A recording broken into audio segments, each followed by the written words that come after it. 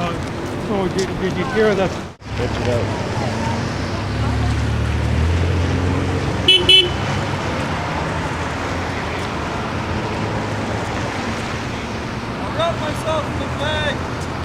This is the opening of Parliament today. I think it's January 26, 2015, and there's protests like this, protesting the policies of the Harper regime that are going on from coast to coast.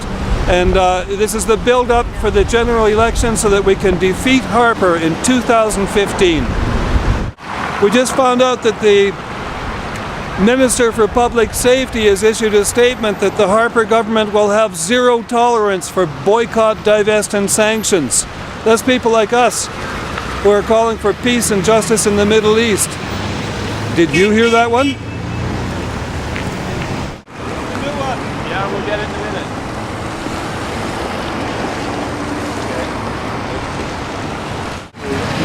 Okay, this is the opening of Parliament, January 26th. And so this is one of the pickets that's taking place in various cities across Canada to say defeat Harper in 2015.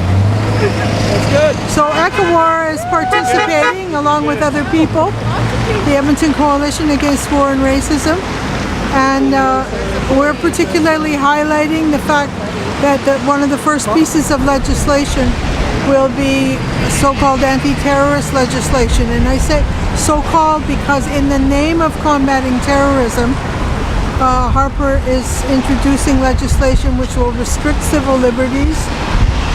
It makes it easier to arrest and hold people without a warrant in indefinite detention.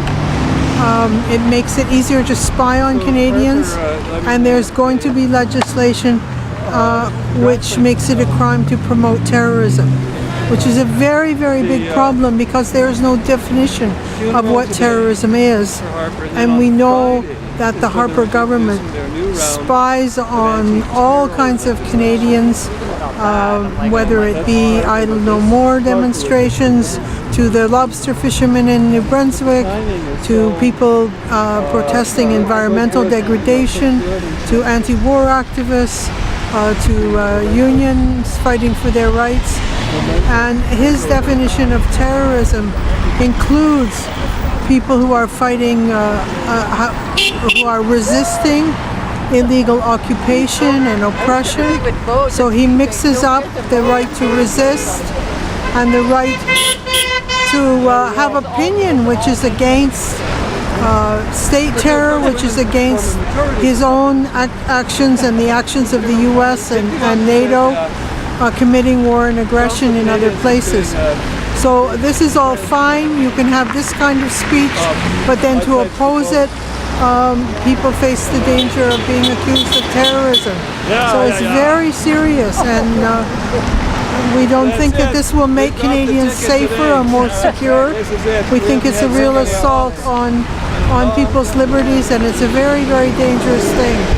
It will not protect us against terrorism, whether individual or state terrorism, which is very important because that is the responsibility of the government to do so. Far from it, they're using it as a way to attack the rights of Canadians to dissent and to have opinion which is different than Harper's. So good. We haven't had more honks like this in as you can see, we're getting lots and lots of people saying yes to our defeat Harper in 2015. Our beef is with the Harper government and all of the lies and deceptions and cheating and stealing and corruption that they have been participant in and robbed our country of democracy since their so-called election in 2006.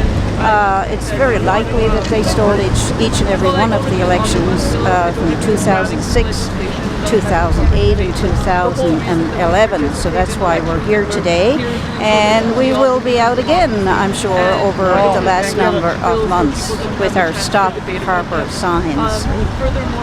This is a picture of a lot of the world leaders who are at a protest in Paris after the Charlie Hebdo shooting in Paris, where some religious Muslim radicals went and shot a bunch of people in a comic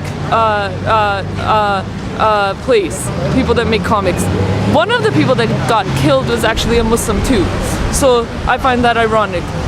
Nonetheless, while of course I'm not condoning the act of killing journalists, that's in fact what I'm protesting by holding the sign up, because in my opinion many of these world leaders are actually guilty of either suppressing journalism, some of them are actually involved in deaths of journalists, some of them are involved in not condemning journalists who have been in detention for years, some of them.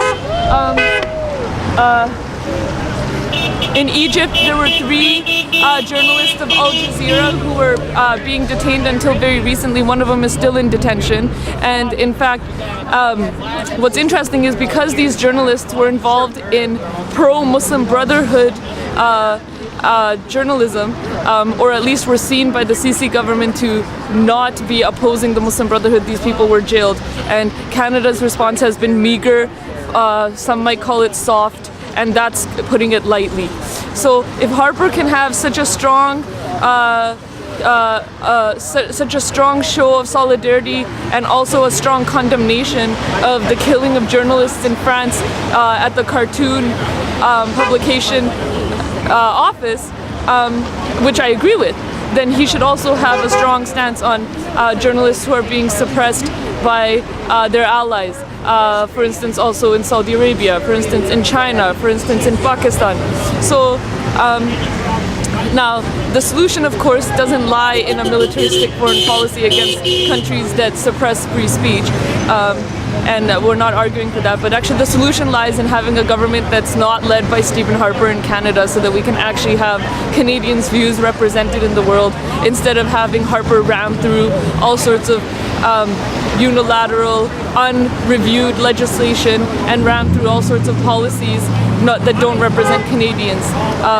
And so that has a lot to do with why I'm holding this modest sign